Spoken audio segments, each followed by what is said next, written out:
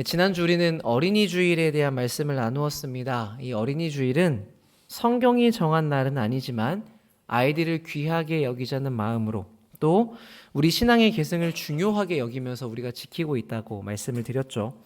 그래서 지난주 각 부서에서는 이렇게 아이들을 위해서 준비하고 많이 애써 주셨습니다. 유치부는 토요일에 선생님들이 나오셔가지고 풍선으로 포토존도 만들고 이렇게 준비를 했고요. 초등부는 달란트 시장도 했다고 합니다. 요즘에는 달란트 시장 하는 곳이 별로 없는데 추억의 달란트 시장이 되어버렸습니다. 선생님들이 이렇게 참 아이들을 위해서 수고를 많이 해주셨습니다. 같은 시간에 우리는 이 자리에 있어서 이제 이런 광경을 보기가 어렵기 때문에 제가 사진을 따로 가지고 왔습니다. 보면 볼수록 원래 이 정이 드는 법이잖아요. 이렇게 교회에서 아이들을 위한 섬김의 손길을 많이 기울이고 있습니다. 우리 아이들은 참 보기만 해도 예쁘죠. 그런데 그럼에도 불구하고 이 예배의 주인공은 아이들이 아니라 하나님이라고 말씀을 나누었습니다. 하나님께서 기뻐하시는 뜻에 순종하는 마음으로 우리가 아이들을 사랑하며 예배했죠.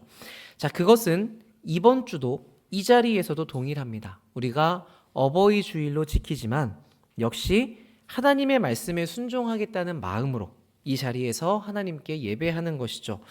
특별히 오늘은 이런 태도가 더 분명할 수밖에 없는데, 왜냐하면 부모를 공경한다는 것은 너무도 명확한 하나님의 명령이기 때문입니다. 자, 우리는 하나님께서 주신 이 5번째 계명을 잘 알고 있습니다. 출애굽기 20장 12절, 네 부모를 공경하라. 그리하면 네 하나님 여호와가 너에게 준 땅에서 너의 생명이 길리라. 신명기 말씀은 똑같은 십계명을 이야기할 때 여기에 더해서 장수할 것이다, 또 복을 받을 것이다, 이렇게 덧붙이고 있죠.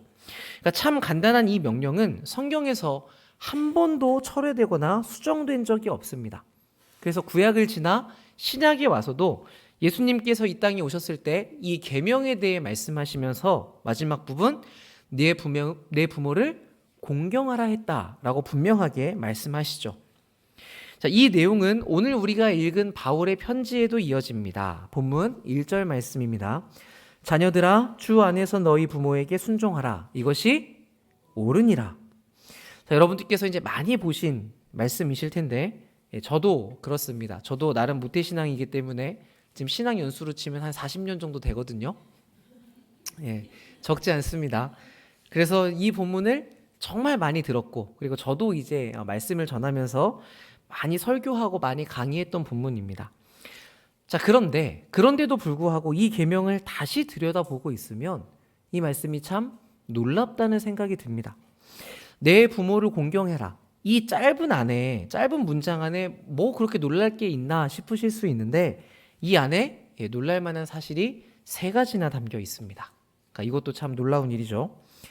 가장 첫 번째가 무엇이냐면 너의 부모라는 표현입니다.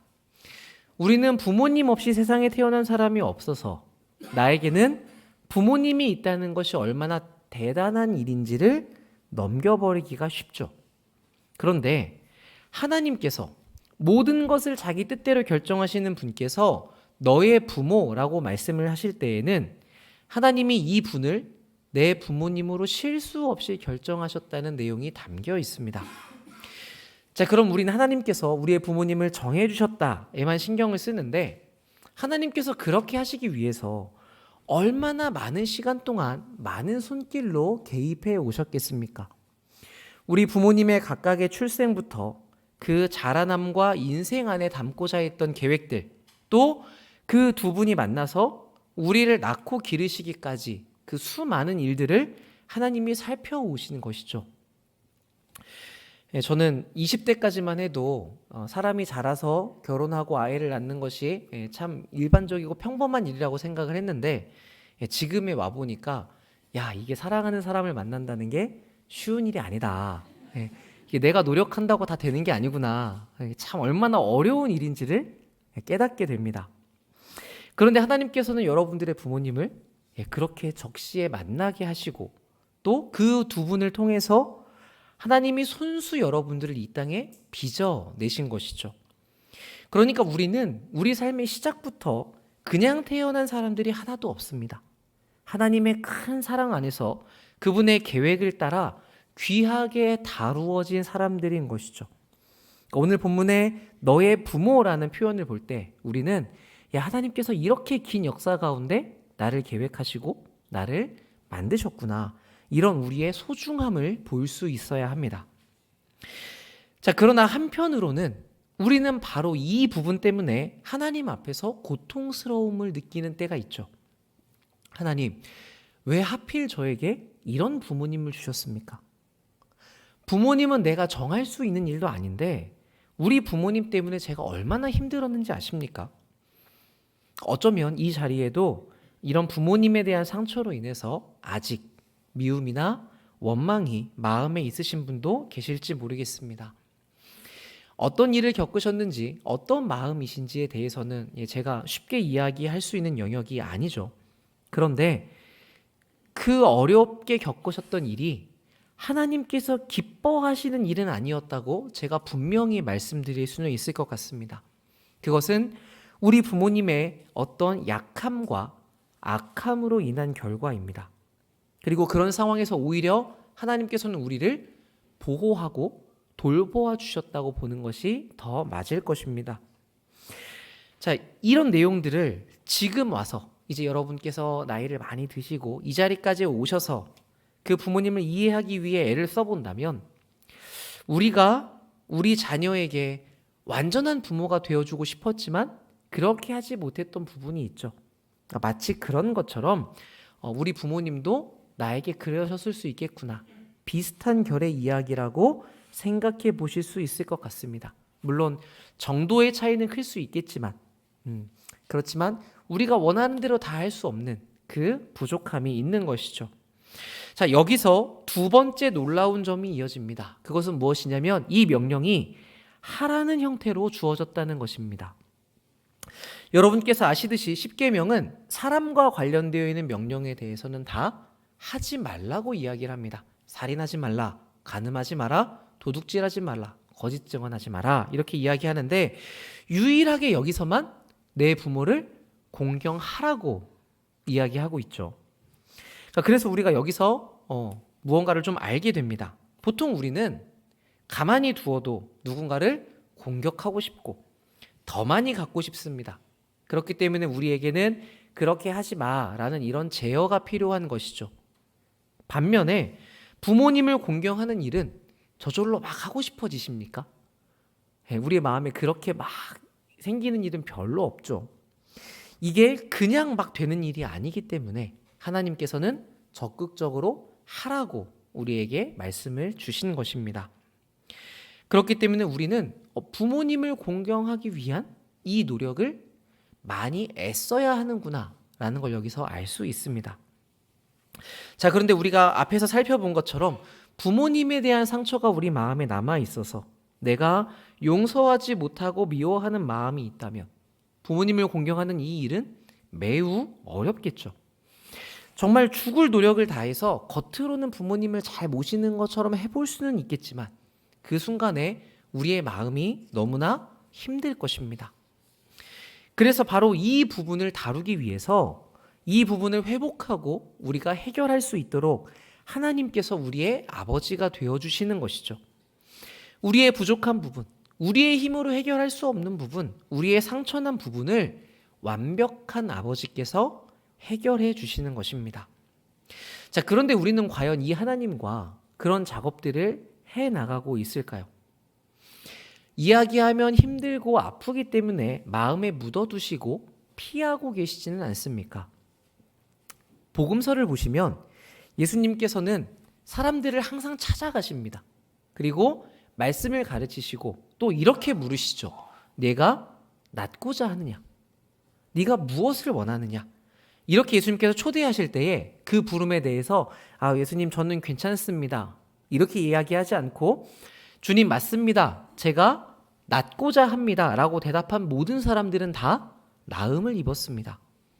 그러니까 이것은 성경 안에만 있는 이야기가 아니라 오늘 우리들에게 주시는 말씀이죠. 지금 우리들에게 하고자 하시는 예수님의 일하심인 것입니다. 근데 문제는 우리가 이 사실을 과연 믿느냐 하는 데 있습니다.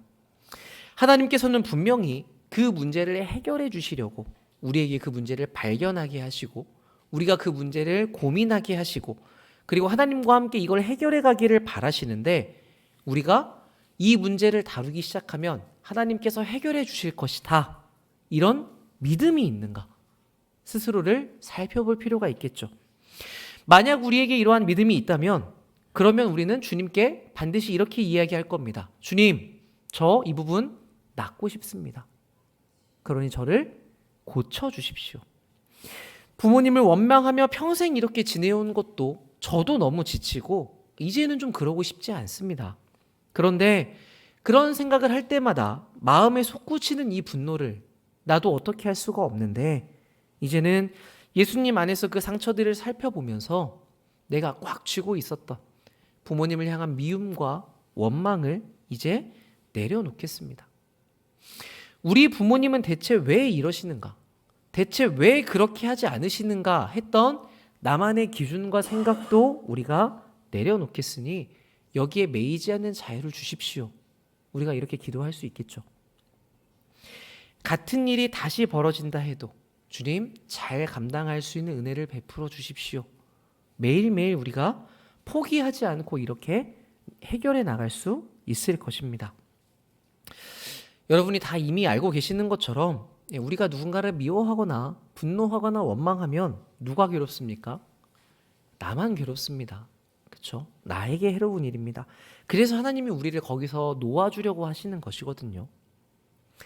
그래서 우리가 이 하나님의 인도하심을 따라 이 문제를 넘어서고 나면 물론 그 과정이 조금 힘들 수는 있지만 그 과정을 잘 해결하고 나면 우리는 그만큼 건강해지게 되고 그렇게 우리가 더 부모님을 공경할 수 있는 실력, 진심을 가질 수 있게 됩니다.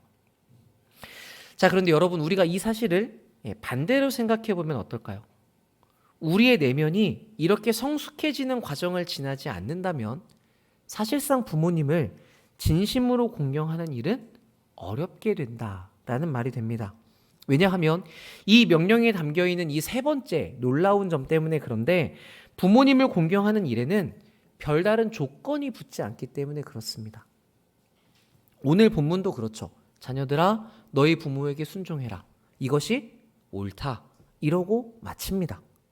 그러니까 차라리 우리는 모범적인 부모님이라면 공경하고 그러지 않은 분이라면 야 부모님도 잘 못하시니까 적당히 공경하자. 뭐 이런 기준이 있으면 참 좋을 것 같은데 우리는 속으로 그렇게 생각을 하는데 그런데 하나님이 주신 이 명령에는 그런 조건이 없단 말입니다. 그래서 우리는 이 계명을 이런 식으로 주신 하나님을 이해하기가 참 어려워집니다. 부족하신데 무언가 틀린 의견을 가지고 계신데 내가 봤을 때 막 본받을 만한 모습이 아닌데 부모님께 순종하라고 하시는 것인가? 여기서 혼란스러워지는 것이죠. 그런데 여러분들이 그렇게 생각하시는 것이 맞습니다. 그게 잘못된 것이 아니고 이 명령이 일반적이고 무조건적인 명령으로 주어진 게 맞습니다. 근데 왜 그런가 하면 하나님께서 우리에게 부당하게 그냥 너네 무조건 이렇게 지켜 일방적으로 하시는 것이 아니라 이 명령을 주시면서 우리에게 요구하시는 바가 있는데 그게 무엇이냐면 예수님께서 우리에게 하셨던 것과 같은 사랑을 우리가 부모님께 베풀기를 원하시기 때문입니다. 아니 무슨 하나님께서 그 예수님과 같은 사랑을 우리에게 요구하시는가? 우리가 부담스러울 수 있지만 그렇지만 이것은 제 말이 아니라 바울의 표현이죠. 오늘 우리가 같이 읽은 본문은 여러분이 보통 이제 그 6장의 대목만 딱 떼어서 보시는 경우가 많은데 이 에베소서 전체 문맥 안에서 보시면 훨씬 더 이해하기가 좋습니다. 우리 잠시 성경을 살펴보시면 오늘 읽은 본문의 소제목에는 자녀와 부모라고 쓰여 있습니다. 그리고 그 아래 단락에는 종과 상전이라고 되어 있죠. 그리고 오늘 본문의 앞부분에는 아내와 남편이라고 되어 있습니다. 그러니까 이렇게 아내와 남편, 자녀와 부모, 종과 상전을 묶어서 가정 생활을 어떻게 해야 되는가? 바울이 여기에 대해 한 세트로 이야기를 하고 있는 것이죠. 자, 그러면 이 한 세트가 어떤 이야기의 흐름 안에서 나왔는지를 우리가 살펴볼 필요가 있겠죠. 그래서 바로 앞장 5장 15절을 우리가 잠시 보겠습니다. 그런즉 너희가 어떻게 행할지를 자세히 주의하여 지혜 없는 자 같이 하지 말고 오직 지혜 있는 자 같이 하라. 자, 이 지혜 있는 자 같이 사는 것이 무엇인지는 다음 절에 나옵니다. 그것은 시간을 아끼는 것이라고 이야기를 하죠.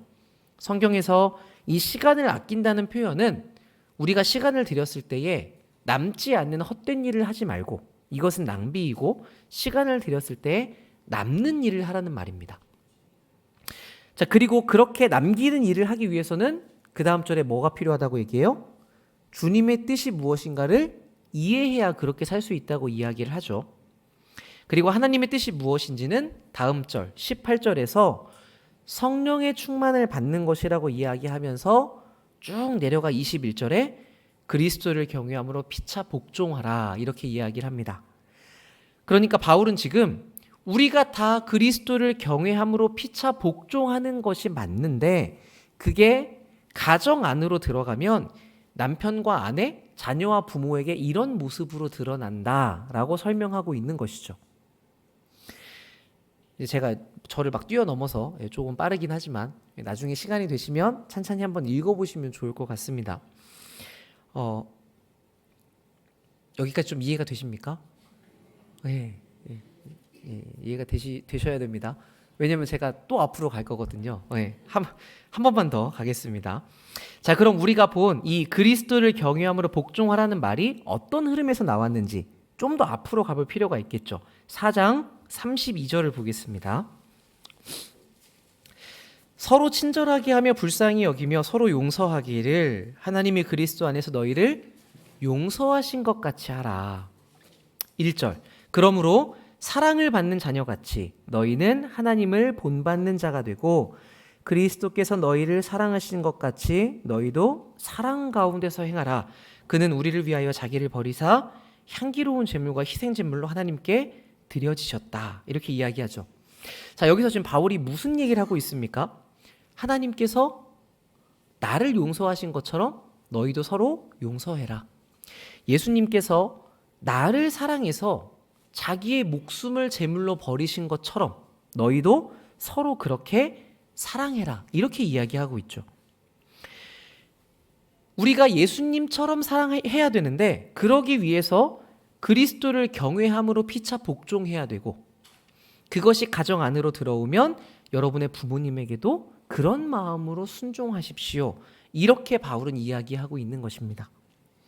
그러니까 우리가 이 부모님을 공경한다는 것을 다시 생각해 볼 필요가 있는 것이죠. 단지 부모님이 나를 낳아주셨기 때문에 잘해야 된다거나 부모님이 나를 위해 많은 희생을 하셨기 때문에 잘해야 드려야 된다 정도가 아니라 기독교는 그것을 넘어서는 가르침을 이야기하고 있습니다. 예수님의 사랑처럼 우리가 부모님을 사랑해야 된다는 것이죠. 이게 부모님에 대해서는 공경으로 드러난다는 것입니다. 자, 그럼 우리가 생각해 봐야겠죠. 예수님이 우리를 어떻게 사랑하셨습니까? 예수님이 우리를 어떤 조건을 두고 야, 너가 조금 잘하니까 내가 사랑할 만하다. 야, 이건 좀 네가 부족하니까 좀 사랑받기 어렵다. 이렇게 하셨습니까? 예수님은 그런 걸 하나도 보지 않고 오직 우리의 존재만을 두고 우리를 사랑해서 자기의 목숨을 내어주셨죠. 우리가 그 사랑을 받아서 새로운 피조물로 살아났으니 이젠 어떻게 해라? 우리가 예수님의 사랑을 가지고 다른 사람들에게 베풀어라. 이렇게 말하는 겁니다. 이게 오늘 말씀이 가지고 있는 문맥입니다.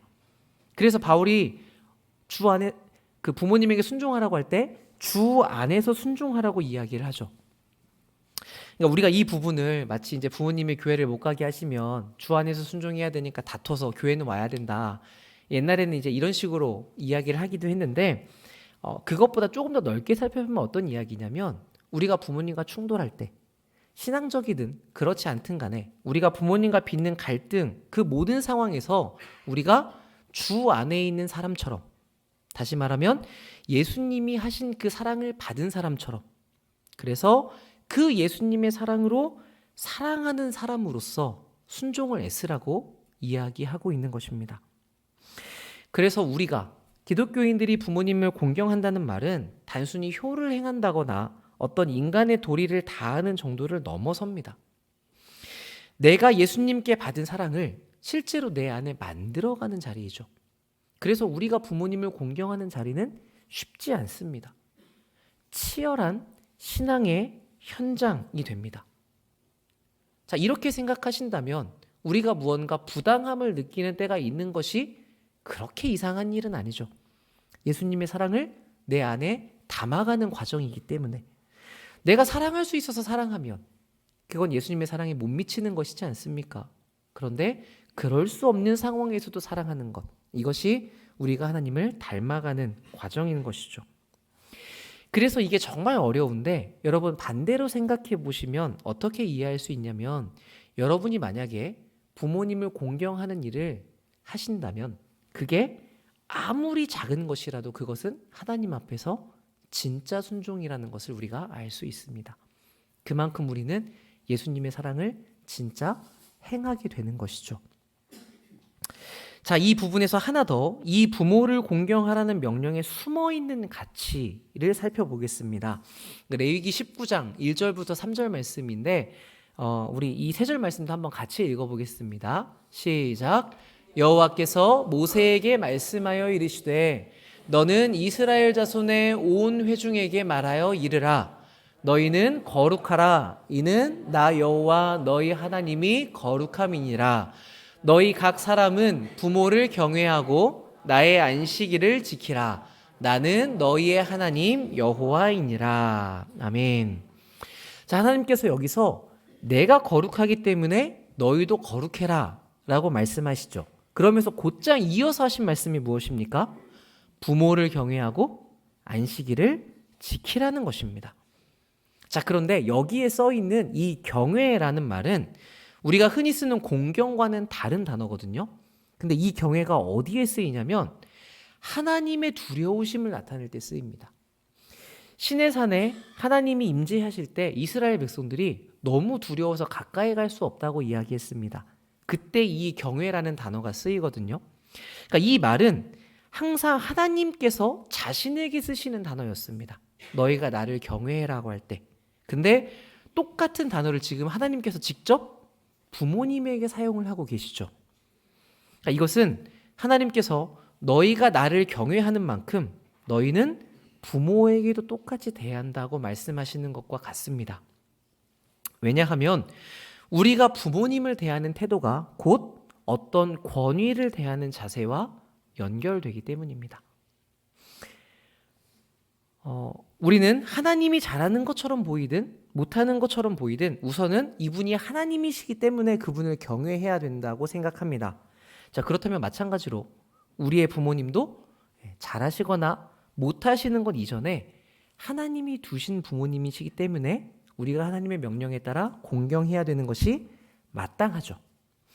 자, 만약에 여기에 동의가 되지 않으신다면 그러면 나는 하나님의 권위를 인정하고 있는가부터 살펴볼 필요가 있습니다. 그러니까 하나님의 명령이라고 하는 것은 뭐 따질 것이 없이 일단 그 자체로 합당한 질서로 우리에게 받아들여져야 됩니다. 그게 권위, 하나님의 말씀을 인정하는 태도입니다. 그래서 만약 우리가 그 말씀이 맞아, 인정은 하지만 그동안 내가 받은 상처와 아픔이 너무 많아서 지금 당장 그렇게 하기가 어렵습니다라고 하신다면 이것은 충분히 가능한 일입니다. 우린 다 그런 영역이 있죠. 힘들고 어려워서 지금 막 따라가기 어려운 부분이 있습니다. 그런데 어떤 그 부분 때문에 하나님의 이 명령은 부당해, 하나님의 이 명령은 잘못되었어 라고 생각한다면 그것은 내가 하나님을 판단하고 내가 옳고 그름을 결정하는 자리에서는 위험한 일이 되죠. 그러니까 우리는 항상 하나님의 어떤 말씀을 받을 때에 이게 내가 다 이해하지 못하고 내가 다 지키지 못하는 영역이지 하나님의 명령이 잘못됐다 이렇게 여기면 큰일 납니다. 자, 반대로 보면 내가 부모님에 대한 상처가 있어서 이 말씀에 순종하기 참 어려운데도 불구하고 하나님께서 우리를 위해 우리에게 복을 주시려고 이 말씀을 주셨구나라는 걸 인정하고 순종하겠다고 마음을 먹는다면 그분은 정말 하나님의 말씀을 무겁게 여기시는 분이라는 걸 우리가 인정할 수 있겠죠. 자, 그렇다면 여기서 우리가 내가 하나님의 권위를 얼마나 인정하고 있는가 하는 부분을 내가 부모님의 권위를 얼마나 인정하는가를 통해서 살펴볼 수 있을 것입니다.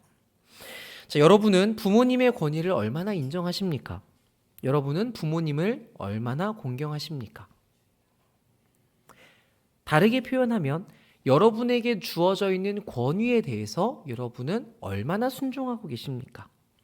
자, 이것은 얼마나 우리가 좋은 것을 많이 사드리고 용돈을 많이 드리느냐 하는 문제도 아니고 부모님이 시키시는 대로 다 하는가 이런 걸 이야기하는 것도 아닙니다. 중요한 것은 무엇이냐면 매번 우리가 부모님을 대할 때 우리의 마음의 자세가 어떠한가 하는 것입니다. 누군가는 부모님이 하시는 말씀대로 다 할 수 있습니다. 그런데 그러면서도 그 마음은 부모님을 공경하지 않을 수 있죠. 반대로 부모님의 의견이 나와 다를 수 있고 때로는 틀릴 수도 있습니다. 그럼에도 우리는 공경하는 마음을 가지고 부모님과 대화를 해볼 수 있습니다. 단지 그때 부모님의 어떠함에 대해서 판단하거나 평가하는 태도가 아니라 그 부모님의 존재를 하나님이 주신 대리자로 무겁게 여기는 존중의 자세를 가지고 대화할 수 있는 것이죠. 그래야 우리가 부모님의 존재를 존중하면서도 우리의 의견을 정중하고 진실되게 이야기하는 구도가 만들어집니다. 근데 세상에는 대부분 어떠냐면 부모님께 순종해야 돼. 그러니까 부모님이 하시는 말씀을 다 지켜야 돼. 끌려가기도 하고 반대로는 그래도 우리 부모님은 나랑 너무 말이 안 통해. 부모님이 다 틀려. 그러니까 내 마음대로 할 거야. 이런 식의 구도를 갖거든요.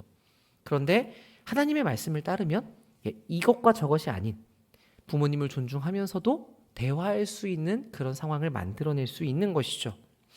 자, 물론 우리가 현재 놓여 있는 상황이 그렇게 할 수 없을 정도로 안 좋은 상황일 수는 있습니다. 현실은 힘들고 이미 부모님과는 어떤 소통이 불가능한 정도의 관계까지 와버린 분이 계실 수도 있죠. 그런데 하나님께서 우리에게 주신 명령, 하나님께서 우리에게 맡기신 역할이 이것이기 때문에 우리가 우리 있는 자리에서 방법을 구하고 찾으며 노력을 계속해 나가는 것이 필요합니다.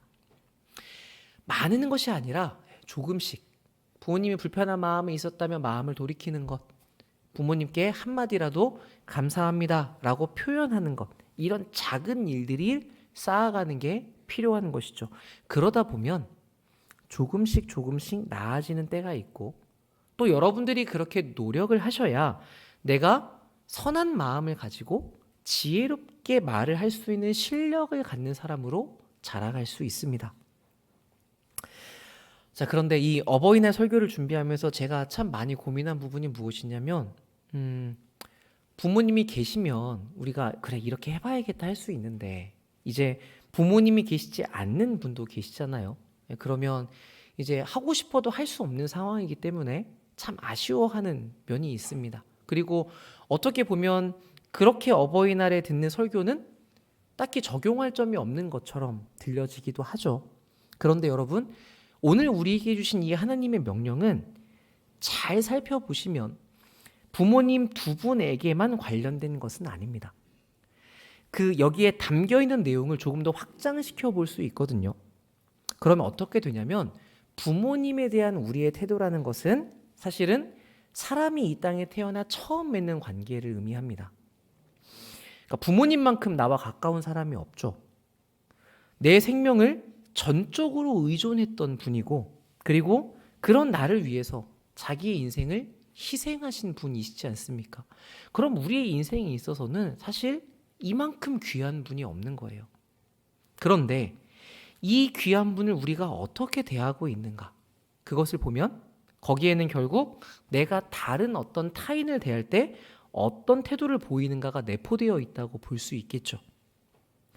그렇기 때문에 우리가 부모님을 하나님이 두신 존재로 공경하고 순종할 수 있다면 우리 주변의 모든 사람과의 관계에 있어서도 그 사람이 나에게 뭘 잘해주고 뭘 못해주는가 이걸 따지는 것이 아니라 하나님이 이 사람을 나에게 두셨다는 것, 나와 관계 맺게 하셨다는 그 주권 때문에 하나님의 계획을 인정하며 그 안에서 상대방을 사랑하기 위해 애쓰는 일로 확장될 수 있을 겁니다. 그래서 여러분들 딱 보시면 아시죠? 이 친구가 부모님을 참 공경하는 사람이에요. 그러면 안 봐도 이 사람은 주변 사람들을 존중하면서 참 인격적으로 대하는 사람이겠구나. 우리가 알 수 있지 않습니까? 그게 어른이든 친구든 아랫사람이든 차별이 없습니다. 왜냐하면 하나님께서 나에게 주신 그 관계를 정말 소중하게 여기고 귀중하게 대하기 때문이죠. 그러니까 이것을 돌이켜보면 무슨 말씀입니까? 앞에서 우리가 본 것처럼 바울의 권면 그대로 모든 관계에서 예수님의 사랑을 실현해가는 그런 삶의 모습인 것이죠. 그러니까 이 짧은 명령 안에는 참 많은 내용이 담겨 있다는 걸 우리가 알 수 있습니다.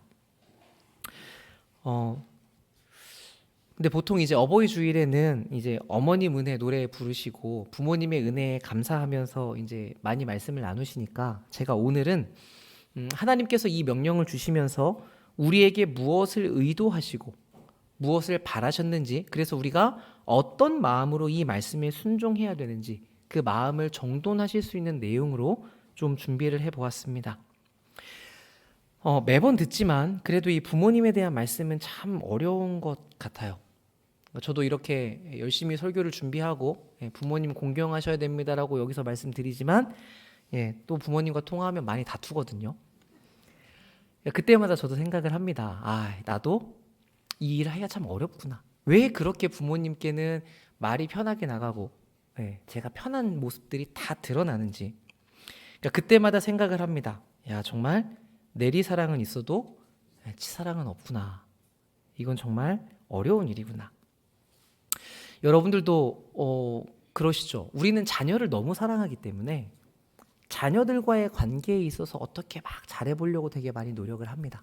그런데 우리 부모님에 대해서는 이만큼의 마음을 쓰는 일이 적죠. 부모님은 항상 나를 받아주시는 분이었기 때문에. 그러니까 이런 사람의 한계가 있는 것 같습니다. 근데 그래서 우리가 생각해 볼 수 있잖아요. 반대로 생각하면 내가 자녀를 끔찍하게 사랑하는 것처럼 우리 부모님도 서툴렀을 수 있고 부족했을 수 있지만 나를 그런 마음으로 사랑하셨겠구나.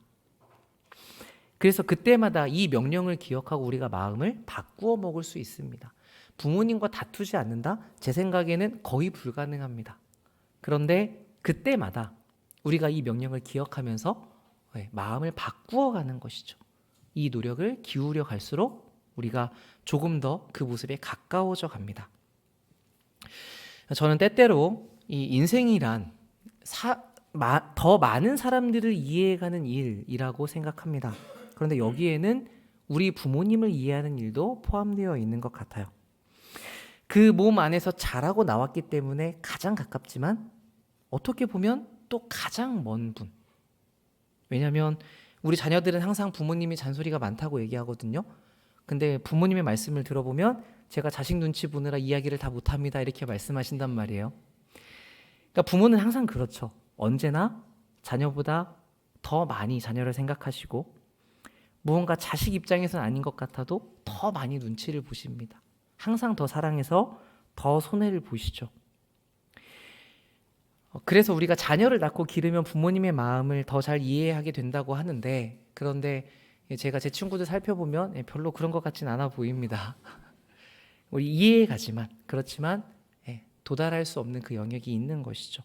그러니까 우리들이 이 하나님의 말씀을 붙잡고 그런 부모님의 말씀을 늘 염두에 두면서 부모님의 마음을 헤아릴 줄 아는 그런 어른으로 더 넓어지시는 삶이 되셨으면 좋겠습니다.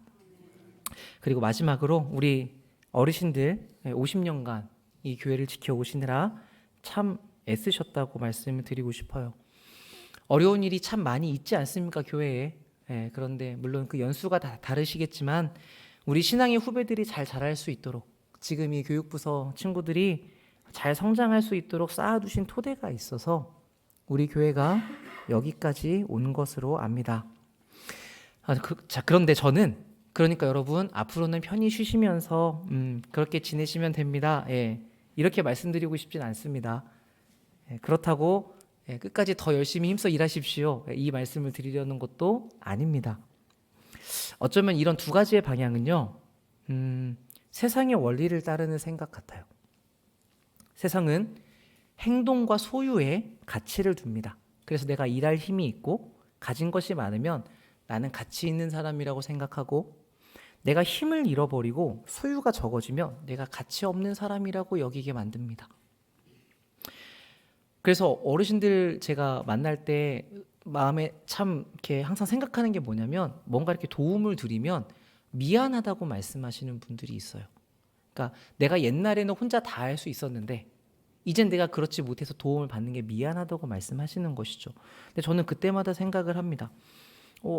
그분이 그렇게 도움을 받으시는 건 그냥 사랑을 받는 일에 감사하다고 말씀하시면 되지 미안하실 일은 아니라고 생각하거든요. 그분도 지금까지 많은 도움을 베푸셨고 또 지금도 역시 우리 공동체 안에서 사랑받는 존재로 계시기 때문입니다. 그래서 저는 진정한 가치가 무엇인지를 생각해 볼 수 있으면 좋겠습니다. 우리가 무엇을 할 수 있는가, 뭘 만들어낼 수 있는가가 중요한 게 아니고요. 교회 안에서는 여러분의 존재가 가장 가치 있는 것입니다. 여러분들 아무것도 못하는 아이들, 그냥 베네짓 하는 아이지만 예뻐하시잖아요. 그렇죠? 마찬가지로 여러분들이 연로하셔서 힘을 잃어가셔도 공동체의 다른 사람들이 볼 때 그렇습니다. 그래서 잠언은 백발을 영화의 면류관이라고 하지 않습니까?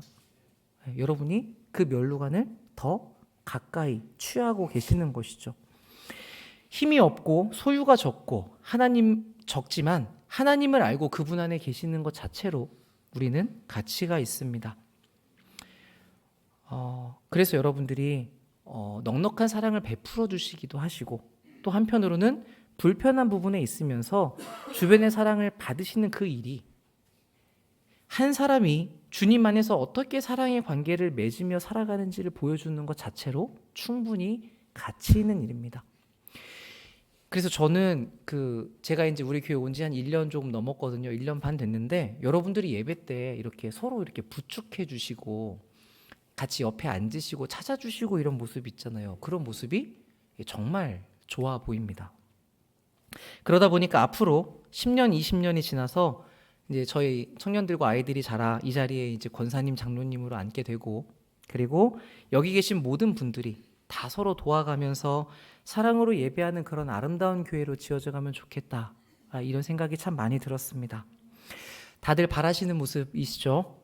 네, 그러려면 우리 서울 남부교회가 지금 하나님의 말씀대로 부모를 공경하기 위해 순종하고 애써야 될 것입니다.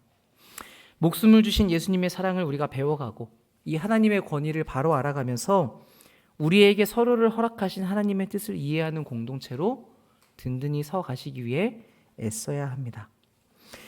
우리를 참으로 사랑하신 하나님께서 우리의 교회에 또 우리의 가정에 여러분들의 삶에 이런 복을 베풀어 주시기를 우리 주 예수님의 이름으로 축복합니다. 아멘. 우리